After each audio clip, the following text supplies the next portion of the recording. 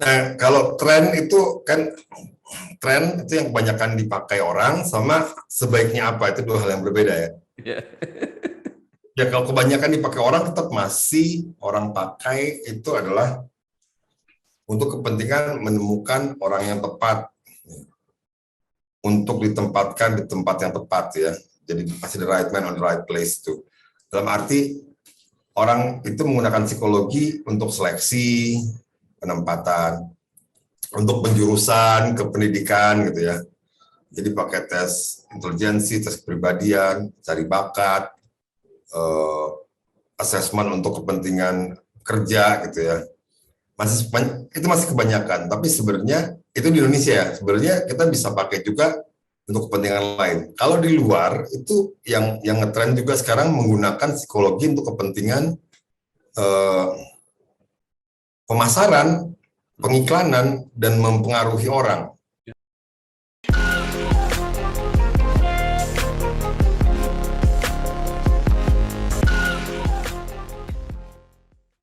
Bu, pinjam mobil. Boleh, tapi nanti anterin ibu arisan dulu sama isin pulsa. Transferin buat bayar arisan, terus nanti ambilin cash juga. Pinjam mobil sekali, nantinya banyak.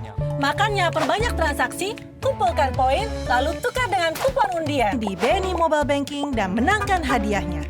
Gak pakai nanti.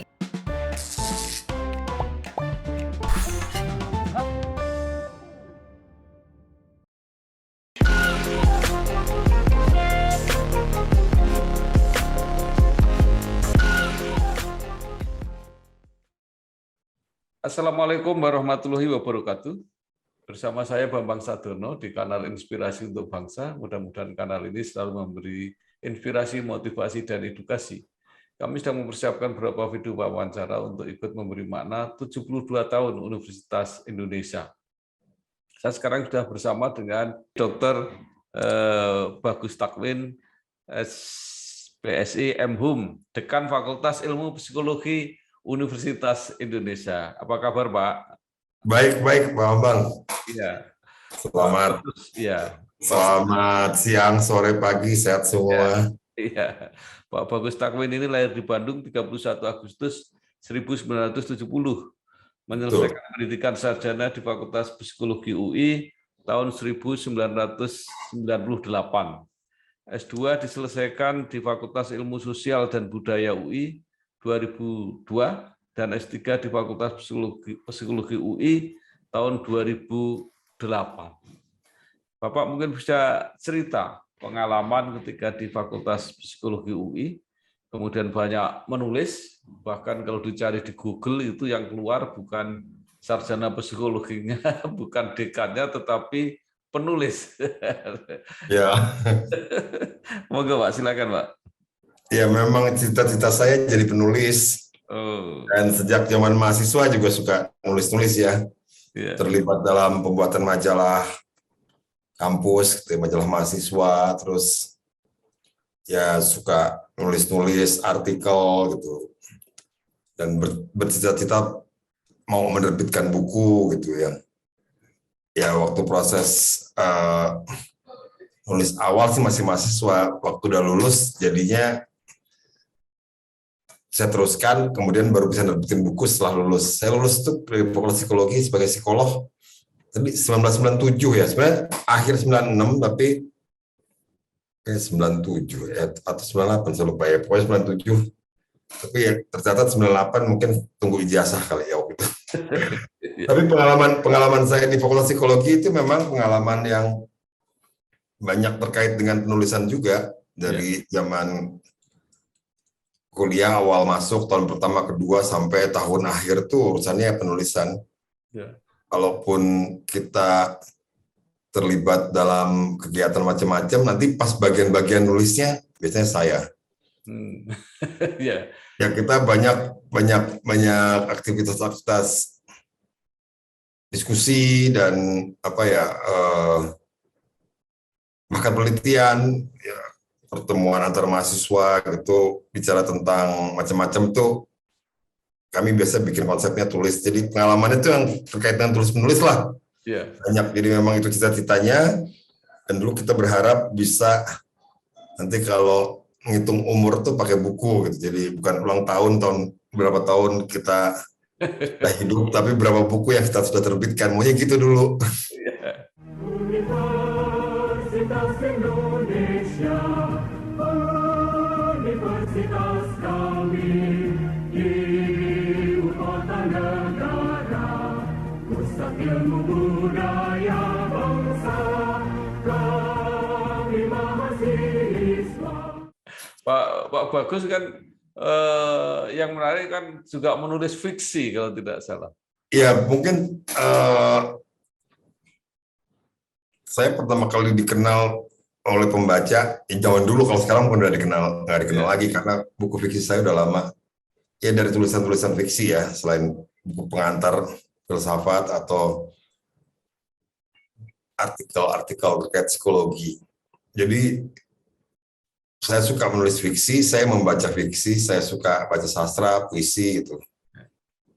Dan itu juga yang jadi minat saya dalam hal menulis fiksi.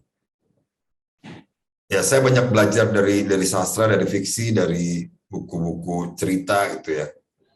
Ya, saya berharap juga bisa berbagi juga lewat cerita gitu. Jadi meskipun ceritanya bukan cerita yang berisi nasihat atau yang berisi pesan moral, tapi saya berharap cerita-cerita itu bisa memberikan pengalaman tertentu lah kepada orang. Dan yang paling penting adalah mengasihkan dan enak untuk dibaca. Lumayanlah waktu itu cukup laku lah di awal-awal karir penulisan saya, fiksinya.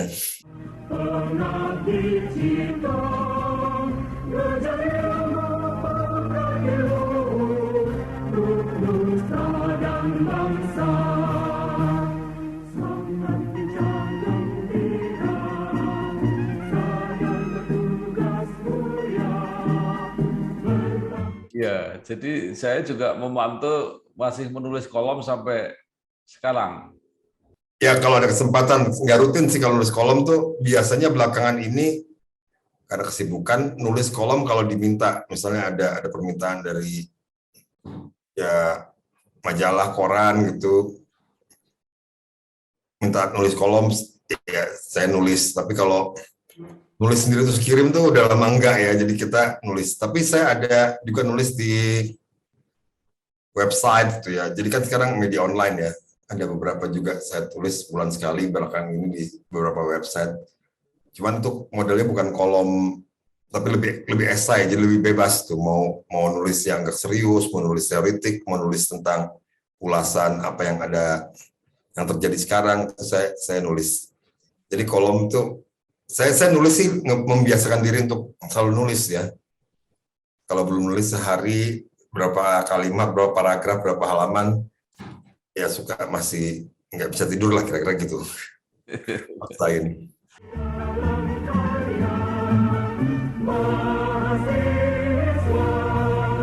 Universitas Indonesia, berlambang cinta, berdasarkan Pancasila, dasar negara. Ya, Pak Bagus banyak menulis, mungkin meneliti dulu, kemudian banyak menulis tentang pemimpin, bahkan presiden Indonesia. Nah, Pak Bagus ketemu nggak presiden-presiden yang ideal untuk Indonesia itu yang seperti apa gitu kira-kira? Waktu itu kita sempat menganalisis itu sosok atau pribadi pemimpin yang cocok untuk Jakarta. Kita bikin tuh profilnya. Tapi kalau untuk Indonesia kita nggak sempat bikin. Jadi kalau ditanya ketemu nggak sosok pemimpin yang ideal itu, ya kalau khusus Indonesia itu kita belum merumuskan secara khusus ya, tapi kalaupun ada rumusan tuh ya itu ideal secara umum. Jadi yang memang bisa cocok untuk banyak orang. Tapi kalau untuk pemimpin Indonesia yang presiden tuh kita belum ya, waktu belum ketemu, dalam arti belum ketemu itu kita nggak studi khusus gitu dengan mempertimbangkan efek atau dampak dari sosok atau kepribadian tertentu dalam memimpin Indonesia, efeknya nanti ke kemajuan atau ke kesejahteraan orang Indonesia seperti apa gitu. Itu kita belum uji. Jadi belum ada uji empiriknya.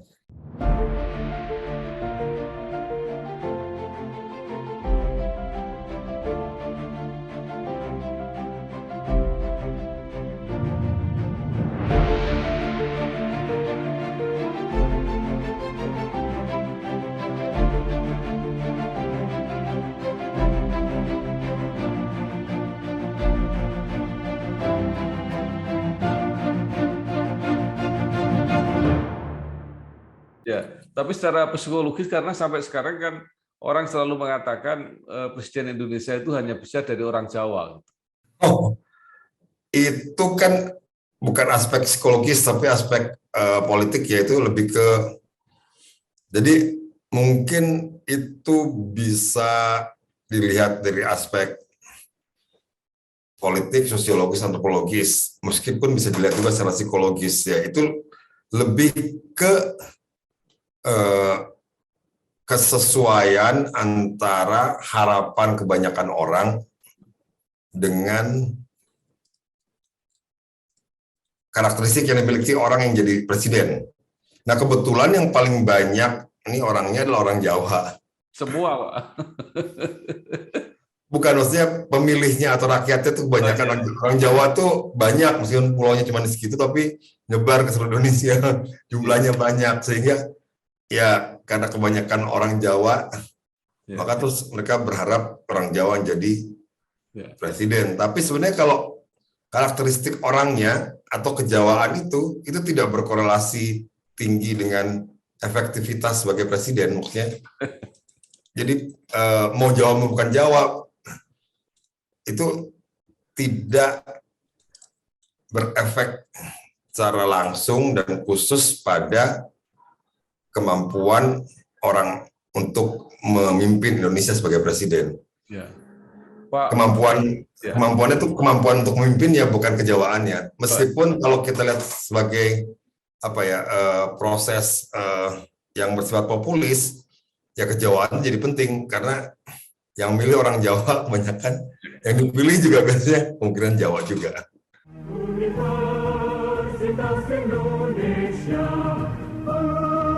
universitas kami di ibu kota negara, pusat ilmu budaya bangsa, kami mahasiswa. Pak Bagus kebetulan pernah meneliti dan kemudian menulis tentang Pak Harto. Apa itu yang menonjol yang ditemukan dari kepribadian Pak Harto itu? Ya, Pak Harto itu kalau kita lihatnya kan dari beberapa aspek dan level ya. Kalau kita lihat dari misalnya dari disposisi kepribadian, jadi sifat-sifat yang mendasar, yang bawaan ya. Dia cenderung introvert, ekstrovert rendah. Introvert itu dalam arti cenderung menggunakan kekuatan dalam diri dan cenderung subjektif. Jadi dia sudah punya kerangka tentang apa yang sebaiknya dan seharusnya dilakukan, tidak tergantung pada orang lain. Kalau orang lain ngingetin, ya mungkin didengar tapi belum diikuti. Makanya ada yang bilang, kalau saya Bung Karno dia kopeh gitu, keras kepala ya. Karena dia udah punya pikiran itu cirinya introvert itu dia menggunakan energi dalam dirinya, subjektif. Dia punya gambaran subjektif apa yang harus dikerjakan, ngikutin skema dan rancangan sendiri. Tapi dia juga punya, kalau dilihat dari itunya gaya kognitif, dia punya kecenderungan untuk melihat satu persoalan secara lebih menyeluruh, meluas. Jadi dia tuh bisa melihat satu hal menggunakan berbagai sudut pandang dan menemukan benang merah dari sudut pandang itu. Jadi kemampuan untuk memahami gambaran besar tuh tinggi. Dan itu yang bikin dia bisa ngatur ini, ngatur itu, ngotak-ngatik ini, ngotak-ngatik itu. Sama satu lagi kalau dilihat dari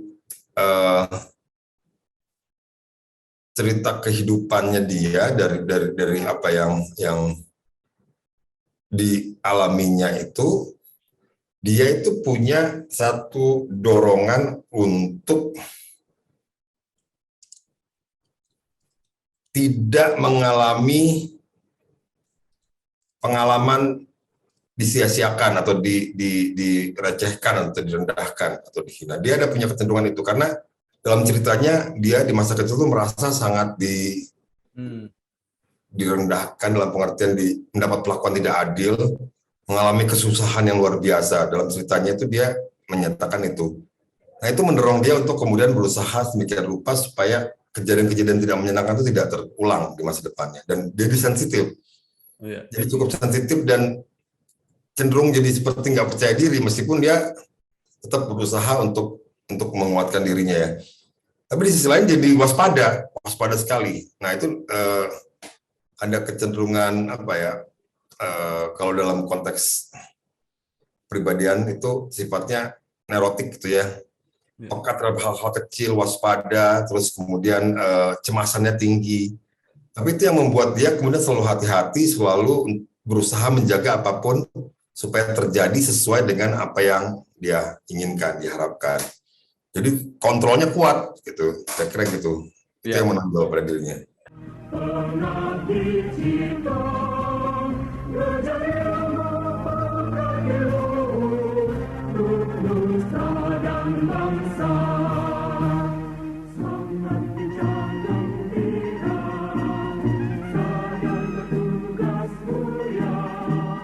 Baik, nah sekarang Pak Bagus memotret kejadian yang sekarang ini.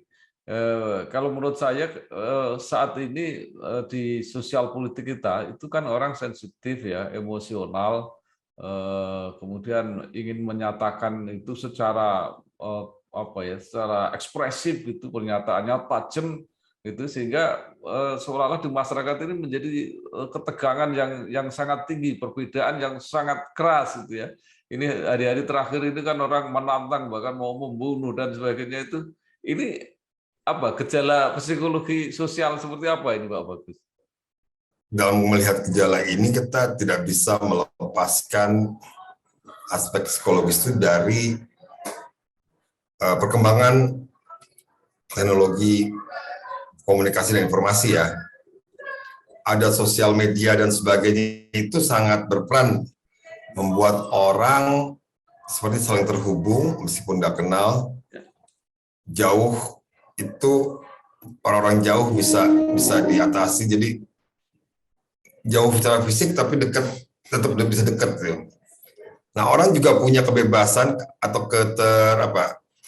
punya kesempatan untuk mengekspresikan dirinya kapanpun, dimanapun, melalui sosial media. Kemudian orang juga bisa saling memonitor, ya, mengetahui apa yang terjadi di tempat-tempat jauh, saling berbagi kejadian. Jadi itu yang membuat kemudian kita bisa mengenali kejadian-kejadian yang aneh-aneh sekalipun atau yang seru-seru di berbagai tempat meskipun kita nggak ada di situ. Nah, saya melihat jangan-jangan kejadian itu sebenarnya juga ada dulu. Tapi karena kita nggak punya akses ke kejadian itu, dan juga berita-berita yang kita dapat itu tidak mencakup kejadian itu, seolah-olah itu dulu nggak ada. Padahal mungkin dulu ada. Nah sekarang dengan adanya daya jangkau yang luas terhadap kejadian-kejadian dimanapun, semuanya diberitakan, tiba-tiba kita menyaksikannya lewat sosial media atau berita atau TV, kok kayaknya banyak kejadian aneh nih. Orang ribut tegang. Seolah-olah tiba-tiba ada perubahan yang drastis di masyarakat. Nah itu mesti dicek menurut saya sih. Betulkah itu kejadiannya bertambah atau pemberitaannya, akses kita terhadap kejadian-kejadian itu yang bertambah sehingga kita melihatnya lebih banyak. Padahal mungkin dalam keseharian terjadi juga. Jadi saya melihat sekarang itu kita lebih bisa mengawasi apa yang terjadi di berbagai tempat. Orang lebih mudah melaporkan apa yang terjadi di berbagai tempat. Dulu ada konflik di mana-mana, kita nggak tahu, kita taunya konflik besar aja. Dulu ada kejadian ribut-ribut di mana-mana, tapi kita hanya tahu di tempat-tempat tertentu saja. Dulu ada bencana di beberapa tempat, tapi kita hanya tahu tempat tertentu saja karena akses informasi terhadap itu rendah. Sekarang terbuka akses informasi itu, kita tahu semua kejadian itu seolah-olah banyak. Nah, mesti dicek. Karena bisa jadi beberapa kali ada riset tuh menunjukkan bahwa jumlah kekerasan menurun, jumlah kecelakaan menurun, jumlah bencana, ya ada bertambah sih bencana tuh karena alam ya. Jadi sebenarnya lebih banyak kegiatan-kegiatan orang damai, orang-orang bertemu, orang-orang bersilaturahmi daripada kegiatan ribut. Hanya kegiatan-kegiatan konflik dan negatif itu lebih sering ditampilkan dan secara psikologis itu lebih memikat, lebih menggugah, lebih berkesan ketimbang berita baik. Nah, kesan yang kuat itu tersimpan di ingatan, lalu kita menganggap, wah, sekarang zamannya lebih susah, lebih banyak ribut, banyak konflik. Nah, itu kita mesti cek. Saya nggak berani bilang betul begitu atau seperti yang saya bilang tadi. Sebenarnya karena akses kita terhadap kejadian-kejadian buruk itu lebih tinggi, sehingga kita merasa kok sekarang lebih banyak kejadian-kejadian buruk itu ketimbang zaman dulu gitu. Tinggal selfie tabungan jadi. Hidup lebih asik pakai Livin. Hidup lebih asik pakai Livin. Pak Bagus, sekarang kita mencoba agak keilmuan Pak Bagus sedikit ya. Saya nggak tahu persis ini masalahnya. Tapi yang saya amati, kalau dulu psikologi itu kan banyak digunakan untuk pendidikan, itu yang sangat menonjol gitu ya. Tapi sekarang kan mulai untuk menganalisis tadi masalah-masalah sosial politik misalnya itu. Nah, kesehatan juga sebenarnya butuh juga psikologi. Nah, kalau menurut Pak Bagus, apa yang sekarang trennya ini? Nah, kalau tren itu kan, tren itu yang kebanyakan dipakai orang sama sebaiknya apa, itu dua hal yang berbeda ya. Ya, kalau kebanyakan dipakai orang tetap masih orang pakai itu adalah untuk kepentingan menemukan orang yang tepat, untuk ditempatkan di tempat yang tepat ya. Jadi masih the right man on the right place tuh. Dalam arti orang itu menggunakan psikologi untuk seleksi, penempatan, untuk penjurusan ke pendidikan gitu ya. Jadi pakai tes intelijensi, tes kepribadian, cari bakat, asesmen untuk kepentingan kerja gitu ya. Itu masih kebanyakan, tapi sebenarnya itu di Indonesia ya. Sebenarnya kita bisa pakai juga untuk kepentingan lain. Kalau di luar itu yang ngetren juga sekarang menggunakan psikologi untuk kepentingan pemasaran, pengiklanan, dan mempengaruhi orang.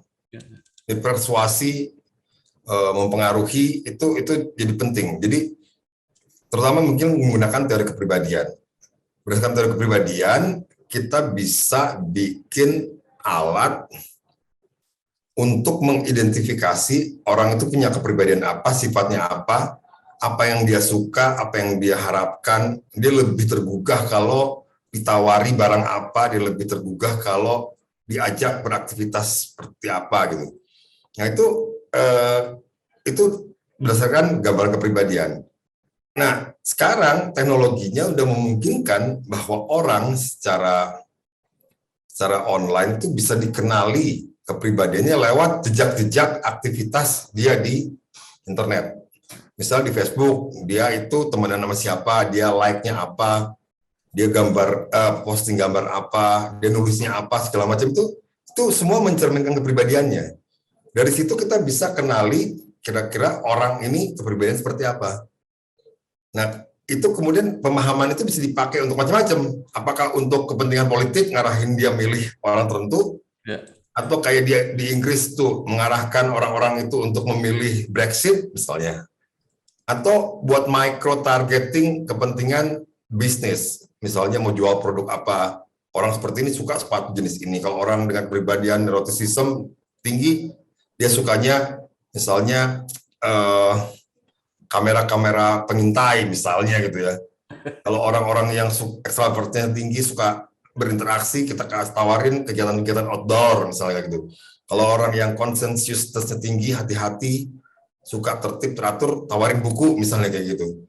Nah, itu yang tren di luar negeri ya. Nah, sekarang kita lagi coba pakai itu juga ke sini untuk bisa dengan. Apakah itu ideal? Menurut saya belum ideal. Idealnya itu psikologi dipakai buat kalaupun tadi micro targeting, kita bisa mempengaruhi orang untuk berbuat baik.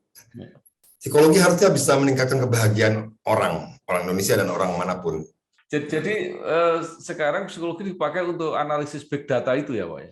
Ya, itu big data itu memungkinkan kita menemukan tadi kepribadian orang melalui jejak-jejak digital, jejak-jejak kegiatannya di ruang cyber. Jadi orang itu komentarin apa, orang itu suka apa, orang itu posting apa, orang itu berteman sama siapa, itu bisa mengindikasikan orang itu punya kepribadian apa. Dia punya kepribadian apa bisa membantu kita memprediksi orang itu akan suka barang-barang seperti apa. Kalau ditawarin barang dengan cara gimana supaya dia mau beli. Kalau dipanas-panasin supaya mau konflik, nah gini caranya. Kalau dibujuk supaya mau berbuat baik, ya gini caranya, gitu kira-kira gitu. Kedepannya gitu.